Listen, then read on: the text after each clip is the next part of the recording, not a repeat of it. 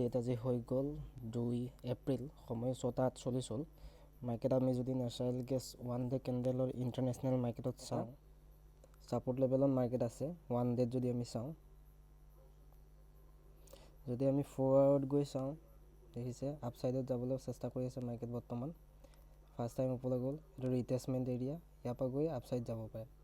1 আৱাৰত যদি চাওঁ, 1 আৱাৰত গ'লে এইটো এটা আপ ট্ৰেণ্ড, ৰিটেচমেণ্ট আৰু এইটো হৈ গ'ল বাইং এৰিয়া। এডোখৰত বাই হৈ আপছাইডত গ'ল। যদি আমি কোনোবা ফিবনাচি 1 আৱাৰত লগাই চাওঁ, আপ ট্ৰেণ্ড হয় নহয়, এইটো চালে আপুনি দেখিব এইটো 50% মানে 50%তকৈ অলপ তলত হেল্ডি ৰিটেচমেণ্ট হয়, লৈ পিনি আপছাইডত মাৰ্কেট বৰ্তমান গৈ আছে। আৰু আমি আজি অলৰেডি এণ্ট্ৰি বনালোৱেই। আমি 5 মিনিটত গৈ চাওঁ, এণ্ট্ৰি বনোৱাৰ মেইন ৰিজনটো হৈ গ'ল এইটো এটাতে আমি এণ্ট্ৰি কৰিছোঁ আৰু ৰিটেচমেণ্ট মই দেখাই আছোঁ। ইয়াৰ পৰা আমি ফিবনাচি লগাম, এইটো এটা ৰিটেচমেণ্ট এৰিয়া, এইডোখৰ পৰা লগাই এইটো হাই লেভেল লগাইছোঁ, লগাম ল' লেভেলৰ পৰা হাই লেভেললৈ। আপছাইডত যেতিয়া এণ্ট্ৰি ল'বলৈ এইটো হৈ গ'ল ছাপোৰ্ট লেভেল। আৰু এইটো দেখিছে বুলিছ এংগালফিং কেণ্ডেল বনিছে, আমি ইয়াত বাই কৰিছোঁ। অলৰেডি আমাৰ কোৱান্টিটি চলি আছে। যদি আমি চাওঁ পজিশ্যন আমাৰ কিমান চলি আছে চালে আমি দেখিম, আমি 3টা কোৱান্টিটি নেচাৰেল গেছৰ মাইক্ৰ' যোনটো 250 কোৱান্টিটি থাকে, তাৰে আমি 3টা কোৱান্টিটি লৈছোঁ।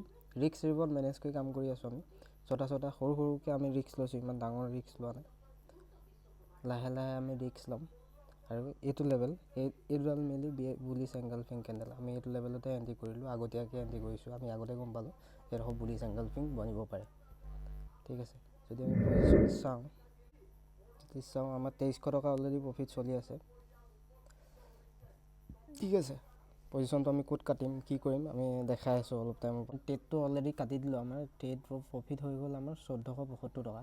আৰু ট্ৰেডটো লোৱা ৰিজনটো মই আগতে কৈছোঁ, হ'লেও আকৌ এবাৰ কৈ দিছোঁ। ফাৰ্ষ্ট টাইম মাৰ্কেট আজিৰ দিনটোত এইডোখৰ 2 তাৰিখে অ'পেন হৈছিলে। মাৰ্কেট বৰ্তমান ছাইডৱে হৈ বৰ্তমান আপ ট্ৰেণ্ডত গৈছিলে। যোৱাৰ পিছত এইটো লেভেলত টাচ কৰি এবাৰ ৰিটেচমেণ্টৰ কাৰণে আহিছিলে। এইডোখৰ পৰা আমি যদি চাওঁ, এইডোখৰ পৰা যদি আমি চাওঁ, এইটো দেখিছে এইটো এটা ৰিটেচমেণ্ট এৰিয়া।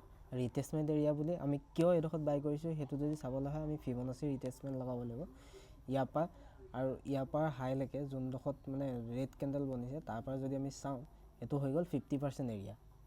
আৰু 50%লৈকে আমি হেল্ডি ৰিটেচমেণ্ট বুলি কওঁ। 61%লৈকে হেল্ডি ৰিটেচমেণ্টেই হয়, কিন্তু আমি 50%টো বেছি হেল্ডি বুলি কওঁ। তাতকৈ অলপ তললৈ আহিলে হেল্ডি নহ'ব পাৰে।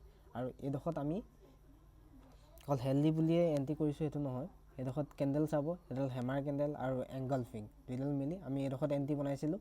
আৰু টাৰ্গেট মানে ওপৰলৈকে 1:3লৈকে আছিলে, কিন্তু এই কেণ্ডেলডালে আমাক যেনেকুৱা ধৰণৰ দেখালে, বিয়েৰিছ এংগলফিং টাইপত কেণ্ডেলডাল দেখালে যেতিয়া আমি এইডোখৰত কাটি দিলোঁ ট্ৰেডটো। ঠিক আছে, আৰু আমাৰ লছটো হোৱা নাই, প্ৰফিটেই হৈছে 1400 টকা। 1400 টকা মানে 1:2, আমাৰ মানে 700 টকা ৰিক্স আছিলে, 1400 টকা আমাৰ প্ৰফিট হ'ল। কাটি মেলি আমি 1300 টকা বা 1200 টকা আমাৰ একাউণ্টলৈ আহিব। ঠিক আছে।